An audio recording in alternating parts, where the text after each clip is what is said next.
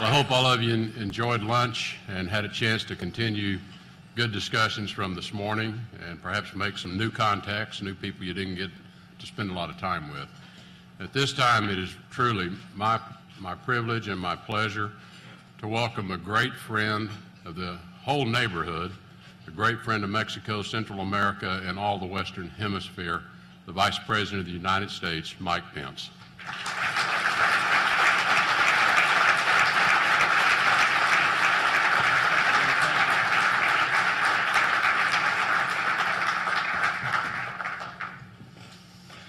Thank you, Mr. Secretary, and thank you all. I'm truly honored to be with you at this important gathering.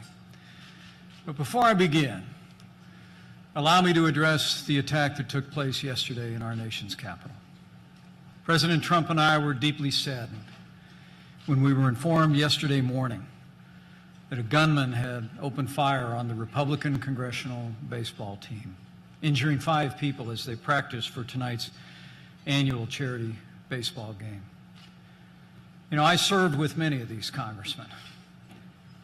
They're my friends, including Representative Steve Scalise, who was seriously wounded. But I can say with confidence that he continues to receive the best possible medical care at MedStar Hospital in Washington, D.C.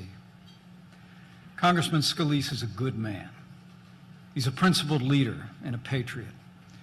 And like all those who come to serve in our nation's capital, Steve loves this country, and his service does credit to the people of his state and the people of this nation. Karen and I join millions across America in praying for Steve, for all the injured and their families in this difficult time. But we're especially grateful to the brave police officers who ran into danger without regard to their personal safety. As I told her and her family this morning at the hospital, the courageous actions of Officer Crystal Griner and that of Officer David Bailey saved lives and prevented an even greater tragedy. And the American people are grateful for these courageous police officers.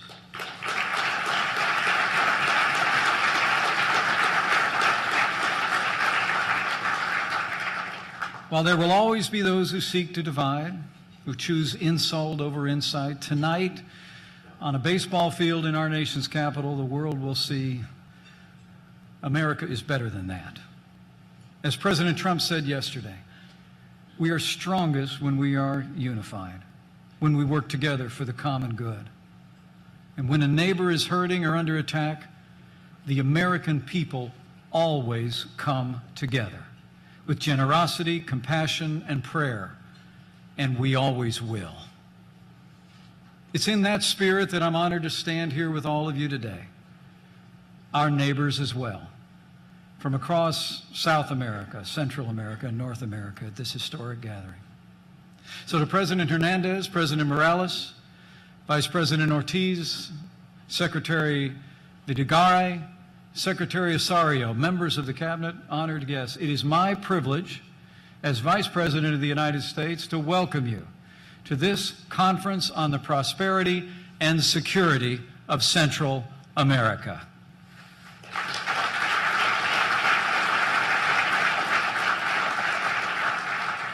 I bring greetings today from my friend and a champion of the strong partnership between the United States and Central America, the 45th President of the United States, President Donald Trump. Allow me also to thank Secretary of State Rex Tillerson and Secretary John Kelly and their Departments of State and Homeland Security for their extraordinary efforts in bringing together this historic gathering. Allow me to also thank the government of Mexico for their full partnership in making this event possible. Let's give these departments and let's give the government of Mexico a vigorous round of applause. Thank you.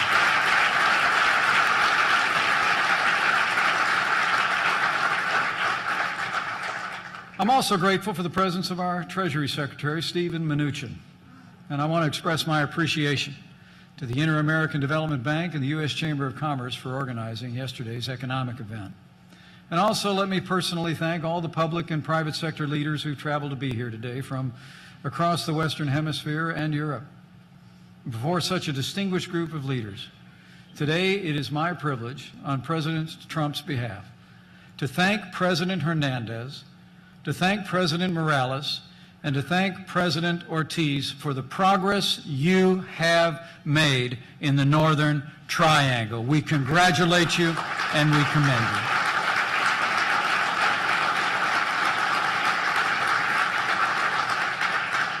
Thank you for your leadership. Thank you for your courage. And thank you for your strong stand and your personal sacrifice to ensure a more secure and prosperous Central America. We couldn't be more grateful. Since the founding of the Alliance for Prosperity in 2014, Guatemala, Honduras, and El Salvador have devoted significant resources toward a brighter future for your people.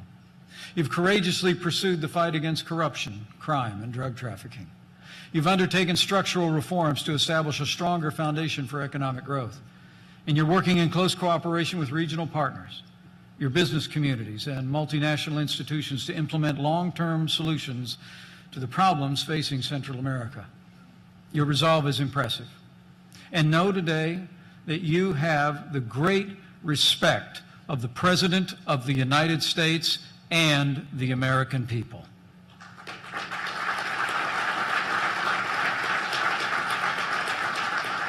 And on behalf of the President, allow me to assure you, the United States of America stands with the nations and people of the Northern Triangle. We stand with you in your commitment to root out crime and corruption. We stand with you in your commitment to stop the scourge of drug trafficking once and for all. And the United States of America stands with you as you build a more secure and prosperous future for the benefit of your people and the benefit of the Western Hemisphere.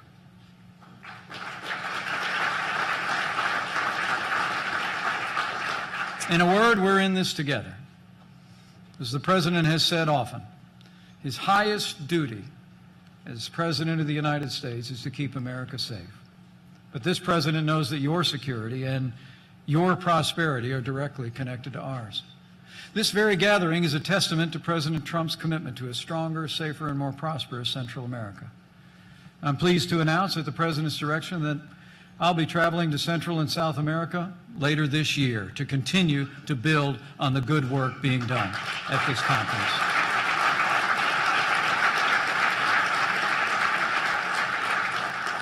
You know, the people of the United States have a special place in our hearts for the nations and the people of Central America, especially in the Northern Triangle of Guatemala, Honduras, and El Salvador. Your nations experienced your birth of independence when the United States was still in the youth of our own. We're bound together by history and geography. We're bound together by commerce and the nearly $25 billion in goods and services that flow between us every year. But most of all, we're bound together by friendship, by the rich traditions and contributions that the sons and daughters of the Northern Triangle have made to the fabric of American life and make to this day. Be assured the United States is proud of our strong partnership with the nations of the Northern Triangle. We are committed to strengthening that partnership so that we can continue to address the significant problems facing our neighborhood. You sit at the heart of the Western Hemisphere, where North meets South, and every day, countless people and products pass over your streets, through your airports, your seaports, and across your borders. By and large, this flow of commerce and crowds benefits us both in the exchange of culture and goods and services. But as we all know, Central America has been plagued as well by vicious gangs and vast criminal organizations that drive illegal immigration and carry illegal drugs on northward to a journey to the United States. These criminal syndicates wreak havoc everywhere their tentacles spread, as your people know all too well. At this very moment, there's an estimated 85,000 active gang members in the Northern Triangle alone. They bring untold misery, corruption, and violence to your communities. 1 out of every 5 citizens in this region is a victim of crime every year, from theft to extortion to kidnapping to human trafficking or worse. But the consequences of this rampant crime are not restricted to the Northern Triangle. They radiate outward and swiftly reach us here in the United States. Central America is merely the beginning of a journey far for too many migrants fleeing poverty and violence. It's merely a stop on the highway as people confront the merchants of death in the region. Driven by the high demand for narcotics here in the United States, fully 80% of documented drug traffic travels through Central America. 80%. The American people are reminded of the terrible cost of drug trafficking, gang violence, and illegal immigration every day. We see it in the gangs and violence that plague our streets and cities. We see it in the news with the names of the victims and their families. We see it on the faces of our families and friends who've fallen prey to the scourge of drug addiction. President Trump has made it clear that this must end, and under his leadership and yours, this will end.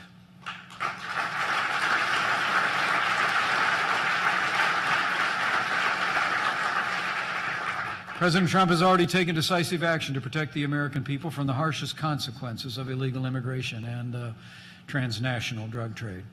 This president has ordered the creation of, in his words, an aggressive strategy to dismantle the criminal cartels that have spread across our nation. And our administration has wasted no time under the leadership of Secretary Kelly in removing gang members, drug dealers, and criminals off the streets of America. The president's leadership is already making a difference. Criminal organizations such as MS-13 are being decimated and going directly into prison. And thanks to President Donald Trump, illegal crossings at America's southern border are down nearly 70% since the start of this year. And we are grateful for our partners in Mexico and across the Northern Triangle who have contributed to our progress in this area. But to further stem the flow of illegal immigration and illegal drugs into the United States, President Trump knows, as do all of you, that we must confront these problems at their source. We must meet them and we must solve them in Central and South America. The United States partnership with the Northern Triangle is built to accomplish this vital mission. It's what brings us here today. In terms of security, the United States of America is helping train your police forces. We're supporting your attorneys general as they target drug traffickers, gang leaders, and corruption. We're sharing information to better disrupt the flow of weapons and cash into criminal hands. And the United States is proud to support programs in the Northern Triangle that strengthen civil society, improve education and literacy, and spur economic growth in impoverished areas. American assistance in business development and agriculture in Guatemala, El Salvador, and Honduras in recent years has created more than 40,000 jobs and lifted tens of thousands of families out of poverty. Rest assured, under the leadership of President Trump, the United States will continue to work with our partners to support the programs that prove effective. Even in this time of fiscal challenges, I'm pleased to report that President Trump has made clear our commitment to this region by requesting an additional $460 million for security and prosperity in Central America.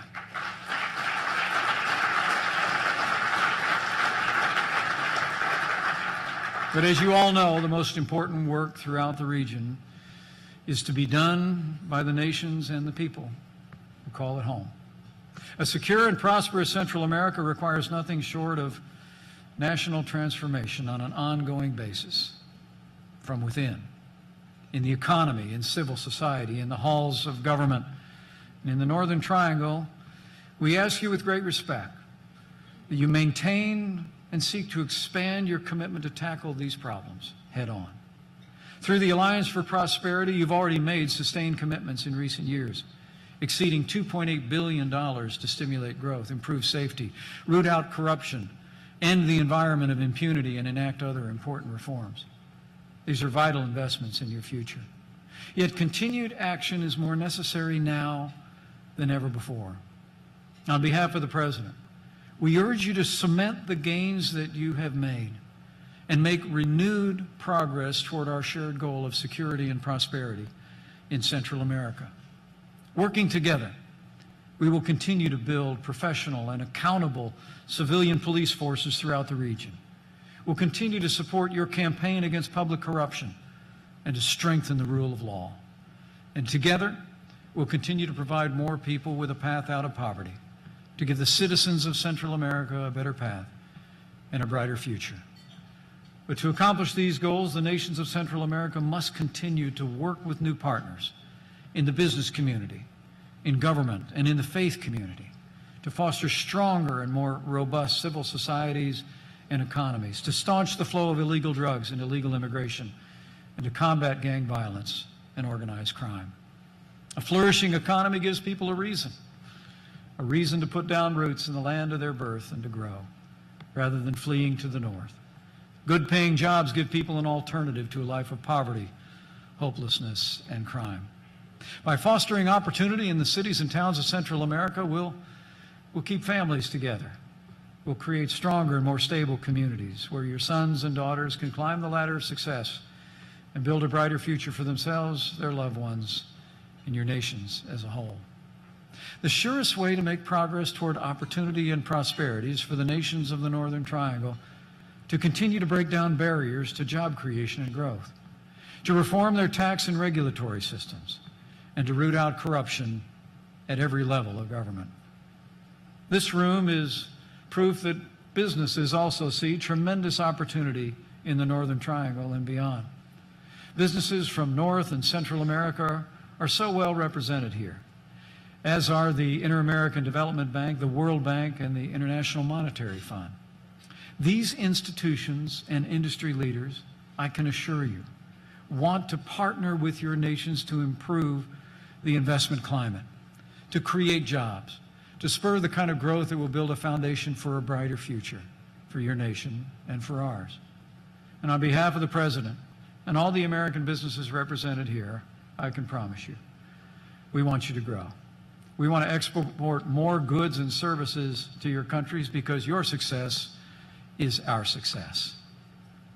These are the new and stronger partnerships that will be necessary for a more prosperous Central America.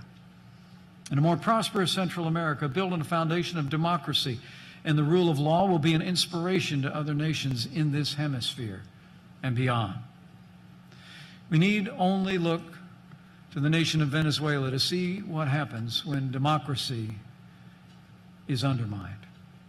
That once rich nation's collapse into authoritarianism has pushed it into poverty and caused untold suffering for the Venezuelan people. We must, all of us, raise our voices to condemn the Venezuelan government for its abuse of power and its abuse of its own people, and we must do it now.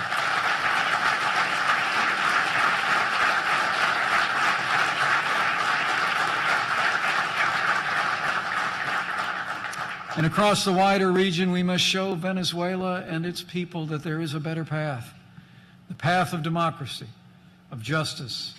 And above all else, we must show Venezuela that freedom is the only path to true prosperity and to a brighter future for their people. But we must always remember that security is the foundation of prosperity. In the Northern Triangle, we must pursue new and stronger partnerships. In a word, to drive out the criminals, the cartels, the gangs, and all who would undermine a future of peace and safety for your people. It's vital that the Northern Triangle expand its security cooperation and integration, not just with the United States, but also with other nations of Central America, Belize, Costa Rica, Nicaragua, and Panama. So, too, we must continue to work closely with Mexico to cripple drug traffickers and disrupt criminal organizations as they seek to travel north. And we cannot overestimate the importance of strong borders. Under President Donald Trump, the United States borders will be strong, but the borders of the United States will always be open to legal immigrants and the lawful flow of commerce. But we will make sure our borders are closed to those who would do us harm, and it will be impassable to the drugs that are besetting our families and communities. Today, we pledge to strengthen the bonds that join the United States, the Northern Triangle, and all the nations of Central America together in this new world. Let today mark the beginning of a new era here in the new world, of partnership and progress throughout our neighborhood for the benefit of all of our people. You know, as the old book says, let us encourage one another and build each other up, just as in fact we are doing. Together, I know we will build on the foundation of friendship between our lands and between our people. Together, we will reach new heights of safety and security and peace and prosperity. And together, with the help of all the leaders gathered here, with your determination and renewed commitment to the principles that make security and prosperity possible, with President Donald Trump in the White House, and with God's help, I know we will finish the task before us. We will step forward together in the Western Hemisphere and meet the glorious future that awaits us. Thank you. God bless you. God bless Central America, and God bless the United States of America.